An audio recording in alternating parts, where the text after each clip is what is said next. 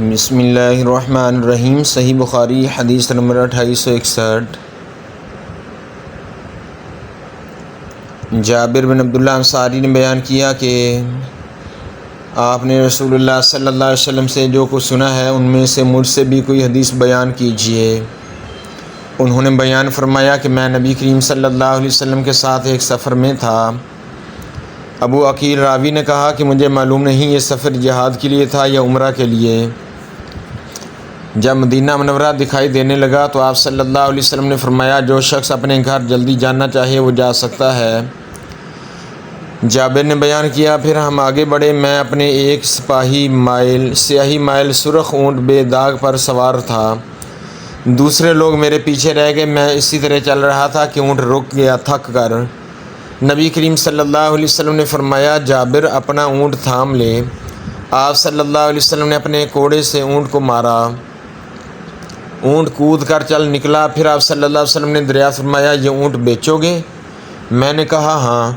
جب مدینہ پہنچے اور نبی کریم صلی اللہ علیہ وسلم اپنے صحابہ کے ساتھ مسجد نبوی میں داخل ہوئے تو میں بھی آپ صلی اللہ علیہ وسلم کی خدمت میں پہنچا اور بلاد کے کونے میں نے اونٹ کو باندھ دیا اور نبی کریم صلی اللہ علیہ وآلہ وسلم سے عرض کیا کہ یہ اونٹ آپ کا ہے۔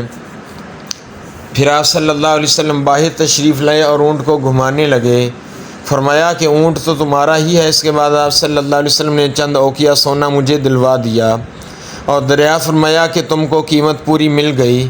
میں نے عرض کیا جی ہاں۔ پھر آپ صلی اللہ علیہ وسلم نے فرمایا قیمت اور اونٹ دونوں ہی تمہارے ہیں۔ صحیح بخاری حدیث نمبر 2862۔ قتادہ نے بیان کیا انہوں نے انس بن مالک سے سنا کہ مدینہ میں ایک رات کچھ خوف اور گھبراہٹ ہوئی تو نبی کریم صلی اللہ علیہ وآلہ وسلم نے ابو طلحہ کا ایک گھوڑا مانگ لیا۔ اس گھوڑے کا نام مندوب تھا۔ آپ صلی اللہ علیہ وآلہ وسلم اس پر سوار ہوئے اور واپس آ کر فرمایا کہ خوف کی تو کوئی بات ہم نے نہیں دیکھی، البتہ یہ گھوڑا کیا ہے؟ دریا ہے۔ صحیح بخاری حدیث نمبر 2863۔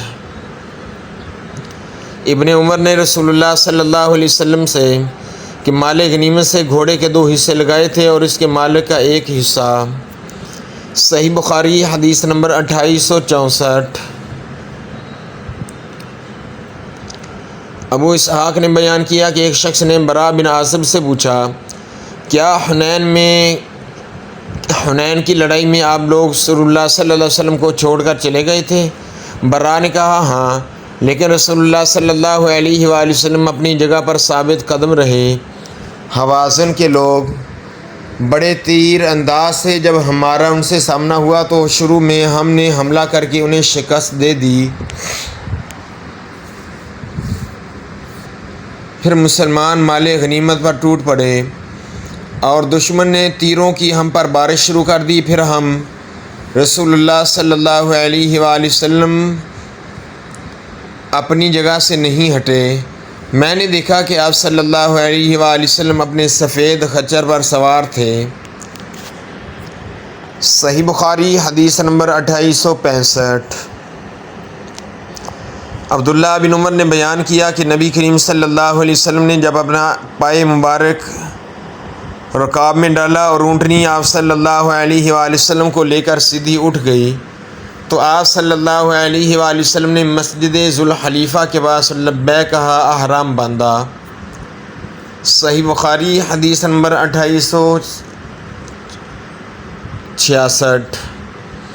انس بن مالک نے بیان کیا کہ نبی کریم صلی اللہ علیہ وسلم گھوڑے کی ننگی پیٹھ پر جس پر زین نہیں تھی تو زین نہ ہونے کی وجہ سے سوار ہو کر صحابہ سے آگے نکل گئے۔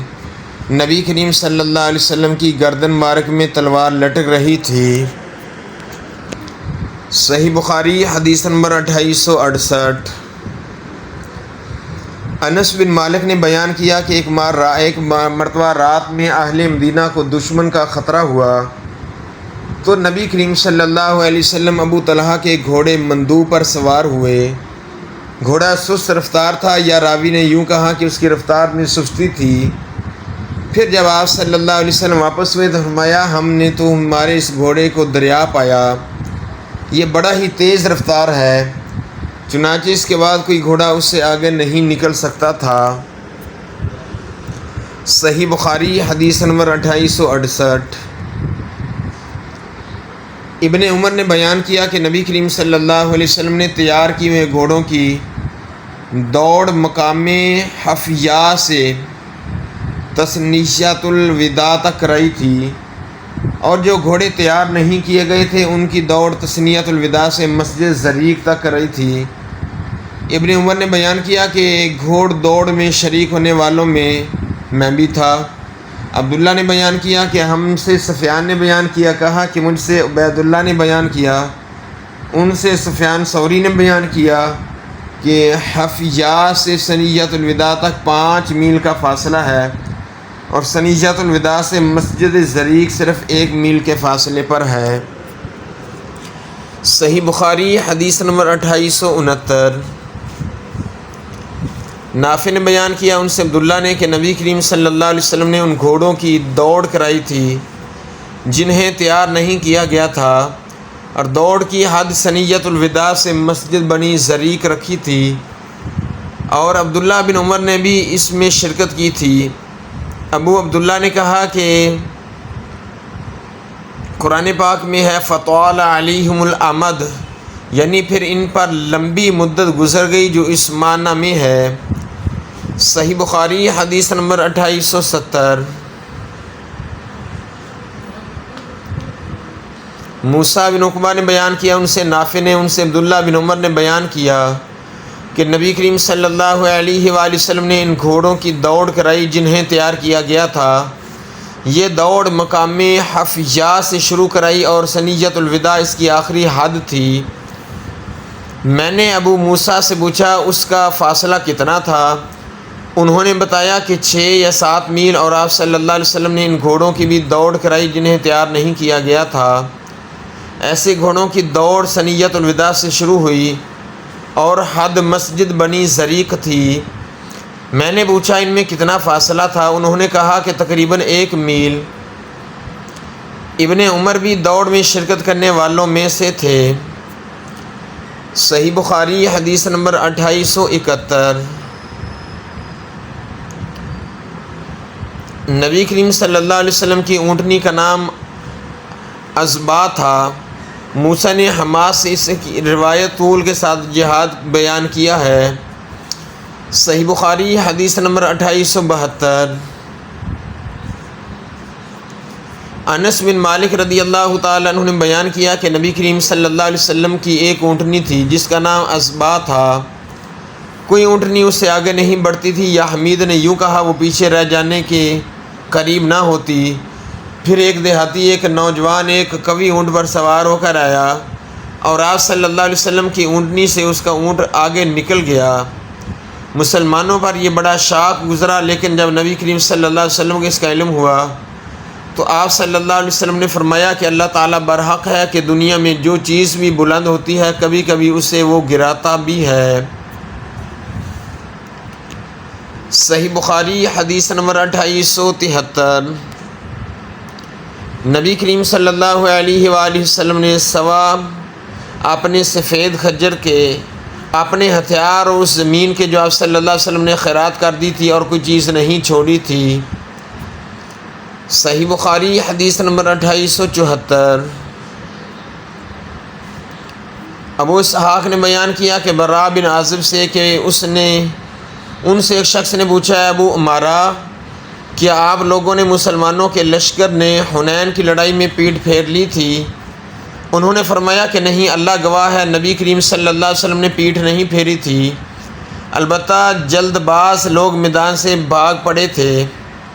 قبیلہ حوازن نے ان پر تیر برسانے شروع کر دیے، لیکن نبی کریم صلی اللہ علیہ وسلم اپنے سفید خچر پر سوار تھے۔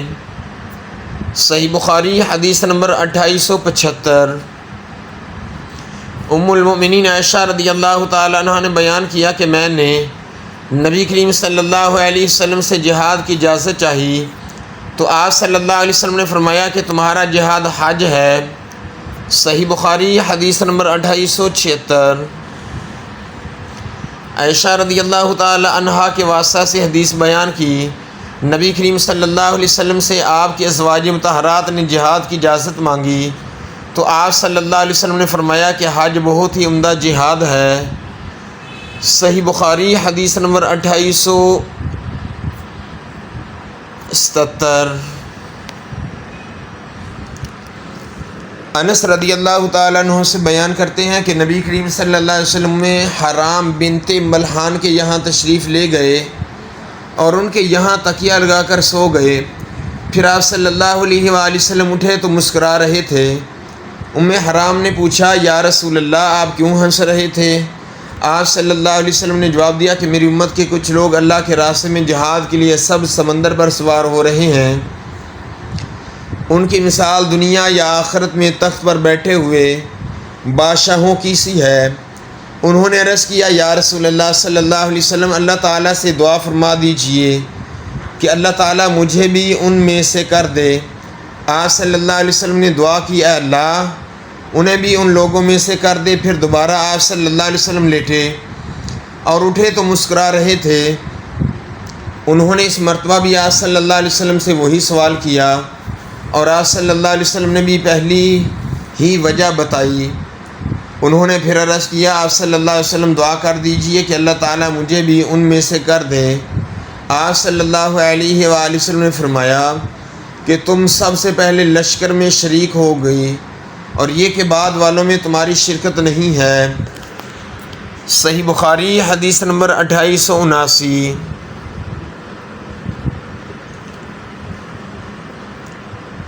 یہ چار لوگوں سے حدیث عائشہ رضی اللہ تعالی عنہ کے واسطہ سے بیان ہوئی ہے۔ عائشہ رضی اللہ تعالی عنہ نے بیان کیا کہ جب نبی کریم صلی اللہ علیہ وسلم باہر تشریف لے جانا چاہتے جہاد کے لیے تو اپنی ازواج میں قرعت ڈالتے اور جس کا نام نکل آتا انہیں صلی اللہ علیہ وسلم اپنے ساتھ لے جاتے تھے۔ ایک غزوہ کے موقع پر آپ صلی اللہ علیہ وسلم نے ہمارے درمیان قرعہ اندازی کی تو اس مرتبہ میرا نام آیا اور میں آپ صلی اللہ علیہ وسلم کے ساتھ گئی۔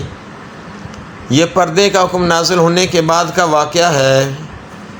صحیح بخاری حدیث نمبر 2880۔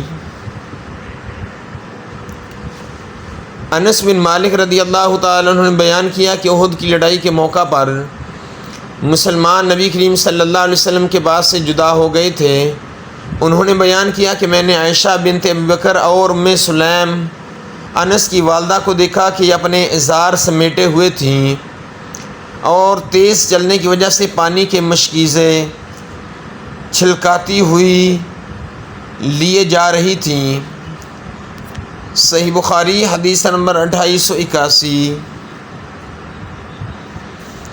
ثعلبہ بن ابی بکر مالک نے بیان کیا کہ عمر بن خطاب نے مدینہ کی خواتین میں کچھ چادریں تقسیم کیں۔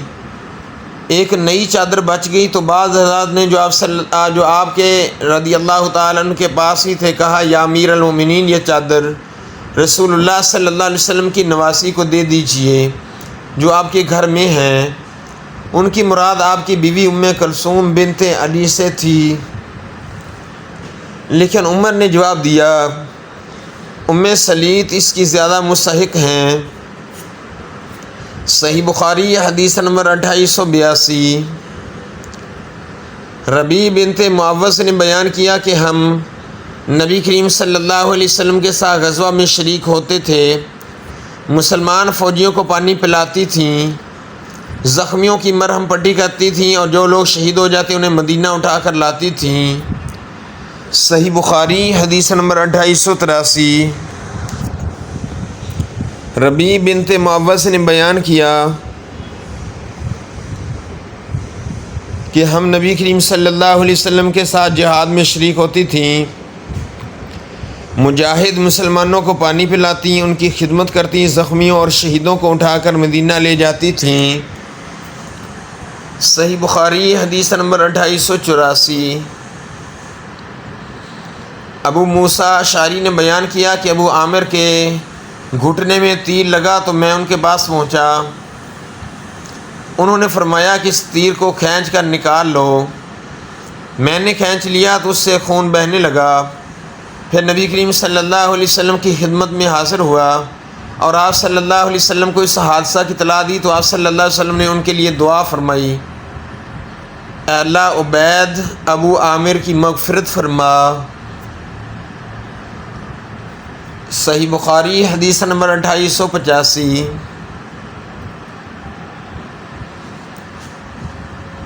عائشہ رضی اللہ تعالی عنہ بیان کرتی ہیں کہ نبی کریم صلی اللہ علیہ وسلم نے ایک رات بیداری میں گزاری۔ مدینہ پہنچنے کے بعد آپ صلی اللہ علیہ وسلم نے فرمایا، کاش میرے اصحاب میں سے کوئی نیک مرد ایسا ہوتا جو رات بھر ہمارا پہرا دیتا۔ ابھی یہی باتیں ہو رہی تھیں کہ ہم نے ہتھیار کی جھنکار سنی۔ آپ صلی اللہ علیہ وسلم نے دریافت فرمایا، یہ کون صاحب ہیں؟ کہا، میں سعد ہوں، سعد بن ابی وقاص، آپ کا پہرا دینے کے لیے حاضر ہوا ہوں۔ پھر نبی کریم صلی اللہ علیہ وسلم خوش ہوئے، ان کے لیے دعا فرمائی اور آپ سو گئے۔ صحیح بخاری حدیث نمبر 2886۔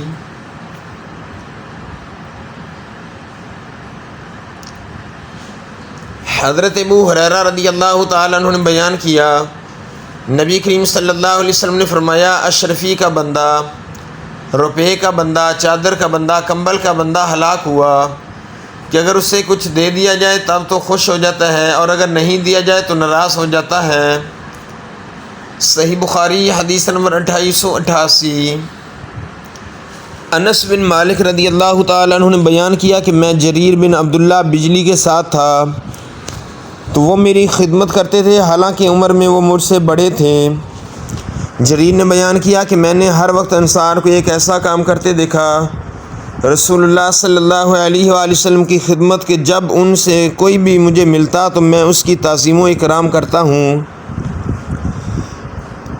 صحیح بخاری حدیث نمبر 2899۔ انس بن مالک رضی اللہ تعالیٰ عنہ بیان کرتے ہیں کہ میں رسول اللہ صلی اللہ علیہ وسلم کے ساتھ خیبر غزوہ کے موقع پر گیا۔ میں آپ صلی اللہ علیہ وسلم کی خدمت کیا کرتا تھا۔ جب آپ صلی اللہ علیہ وسلم واپس ہوئے اور احد پہاڑ دکھائی دیا تو آپ صلی اللہ علیہ وآلہ وسلم نے فرمایا کہ یہ وہ پہاڑ ہے جس سے ہم محبت کرتے ہیں اور وہ ہم سے محبت کرتا ہے۔ اس کے بعد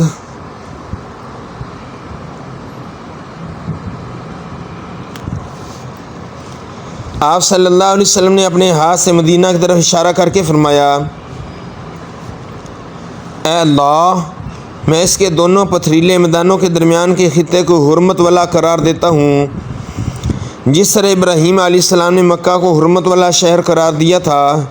اے اللہ، ہمارے سا اور ہمارے مد میں برکت عطا فرما۔ صحیح بخاری حدیث نمبر 2890۔ انس رضی اللہ تعالیٰ عنہ نے بیان کیا کہ ہم نبی کریم صلی اللہ علیہ وسلم کے ساتھ ایک سفر میں تھے۔ کچھ صحابہ کرام روزے سے تھے اور کچھ روزہ نہیں رکھا تھا۔ موسم گرمی کا تھا۔ ہم میں زیادہ بہتر سایہ جو کوئی کرتا اپنا کمبل تان لیتا۔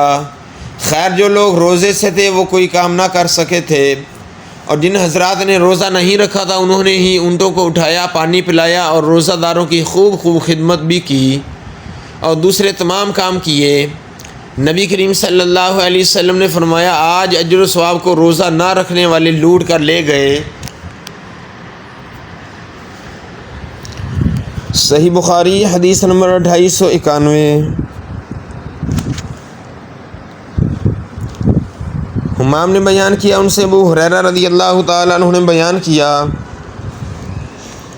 کہ نبی کریم صلی اللہ علیہ وسلم نے فرمایا، روزانہ انسان کے ہر ایک جوڑ پر صدقہ لازم ہے، اور اگر کوئی شخص کسی کی سواری میں مدد کرے کہ اس کو سہارا دے کر اس کی سواری پر سوار کرا دے یا اس کا سامان اٹھا کر رکھ دے تو یہ بھی صدقہ ہے۔ صحیح بخاری حدیث نمبر 2892۔ رسول اللہ صلی اللہ علیہ وسلم نے فرمایا، اللہ کے راستے میں دشمن سے ملی ہوئی سرحد پر ایک دن کا پہرا دنیا و ما فیہا سے بڑھ کر ہے۔ جنت میں کسی کے لیے کوڑے جتنی جگہ دنیا و ما فیہا سے بڑھ کر ہے، اور جو شخص اللہ کے راستے میں شام کو چلے یا صبح کو وہ دنیا و ما فیہا سے بہتر ہے۔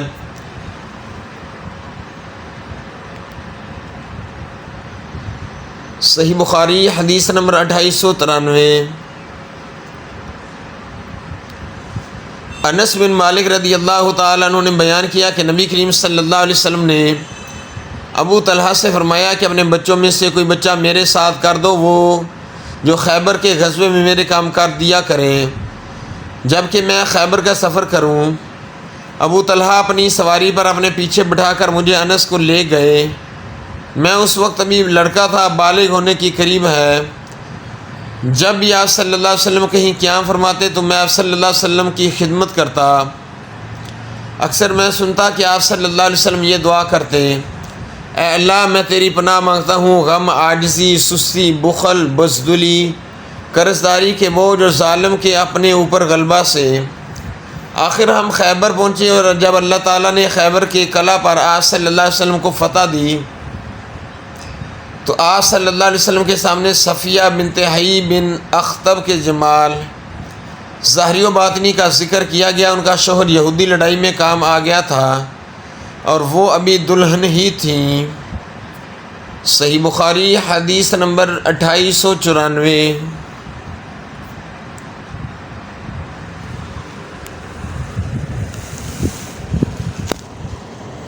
ام حرام نے یہ واقعہ بیان کیا کہ نبی کریم صلی اللہ علیہ وسلم ایک دن ان کے گھر تشریف لا کر قیلولہ فرمایا تھا۔ جب آپ صلی اللہ علیہ وسلم بیدار ہوئے تو ہنس رہے تھے۔ انہوں نے پوچھا، یا رسول اللہ صلی اللہ علیہ وسلم کس بات پر آپ ہنس رہے ہیں؟ فرمایا، مجھے اپنی امت میں ایک ایسی قوم کو خواب میں دیکھ کر خوشی ہوئی جو سمندر میں غزوہ کے لیے اس طرح جا رہے تھے جیسے بادشاہ تخت پر بیٹھے ہوں۔ میں نے عرض کیا، یا رسول اللہ صلی اللہ علیہ وسلم اللہ سے دعا کیجئے کہ مجھے بھی وہ ان میں سے کر دے۔ آپ صلی اللہ علیہ وسلم نے فرمایا کہ تم بھی انہی میں سے ہو۔ اس کے بعد پھر آپ صلی اللہ علیہ وسلم سو گئے اور جب بیدار ہوئے تو پھر ہنس رہے تھے۔ آپ صلی اللہ علیہ وآلہ وسلم نے اس مرتبہ بھی وہی بات بتائی۔ ایسا 2 یا 3 دفعہ ہوا۔ میں نے کہا، اللہ کے رسول صلی اللہ علیہ وسلم اللہ تعالیٰ سے دعا کیجئے مجھے بھی ان میں سے کر دے۔ آپ صلی اللہ علیہ وآلہ وسلم نے فرمایا کہ تم سب سے پہلے لشکر کے ساتھ ہوگی۔ وہ عبادہ بنت صامت کے نکاح میں تھیں۔ صحیح بخاری حدیث نمبر 2896۔ سعد بن ابی وقاص کا خیال تھا کہ انہیں دوسرے بہت سے صحابہ پر اپنی مالداری اور بہادری کی وجہ سے فضیلت حاصل ہے، تو نبی کریم صلی اللہ علیہ وآلہ وسلم نے فرمایا کہ تم لوگ صرف اپنے کمزور معذور لوگوں کی دعاؤں کے نتیجہ میں اللہ تعالیٰ کی طرف سے مدد پہنچائے جاتے ہو اور ان ہی کی دعاؤں سے رزق دیے جاتے ہیں۔ صحیح بخاری حدیث نمبر 2897۔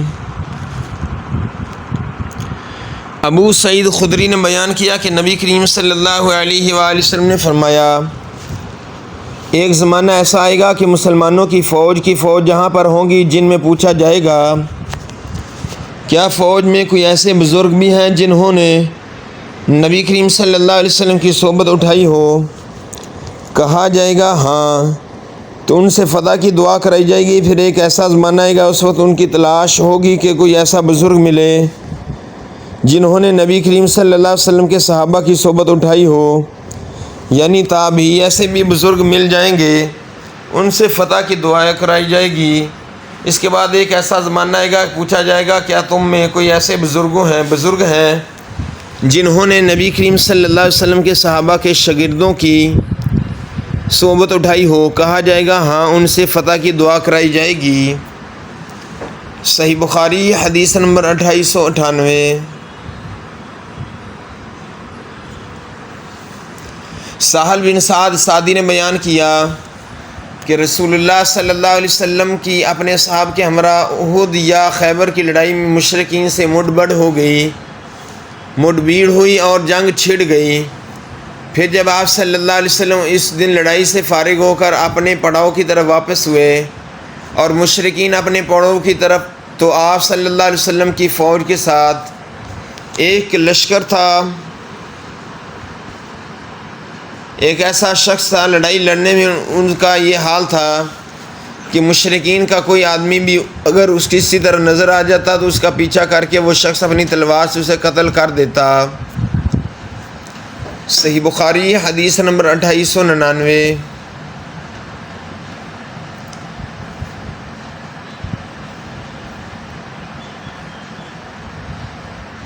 سلمہ بن اکوع نے بیان کیا، نبی کریم صلی اللہ علیہ وسلم کا قبیلہ بنو اسلم کے چند لوگوں پر گزر ہوا جو تیر اندازی کی مشق کر رہے تھے۔ آپ صلی اللہ علیہ وسلم نے فرمایا، اسماعیل علیہ السلام کے بیٹو، تیر اندازی کرو کہ تمہارے بزرگ دادا اسماعیل علیہ السلام بھی تیر انداز تھے۔ ہاں تیر اندازی کرو، میں بنی فلاں کی طرف سے ہوں۔ صحیح بخاری حدیث نمبر 2900۔ نبی کریم صلی اللہ علیہ وسلم نے بدر کی لڑائی کے موقع پر جب آپ صلی اللہ علیہ وسلم نے بدر کی لڑائی کے موقع پر جب ہم قریش کے مقابلہ میں صف باندھے ہوئے کھڑے ہو گئے تھے اور وہ ہمارے مقابلہ میں تیار تھے، فرمایا کہ اگر حملہ کرتے ہوئے قریش تمہارے قریب آ جائیں تم لوگ تیر اندازی شروع کر دینا تاکہ وہ پیچھے ہٹنے پر مجبور ہو جائیں۔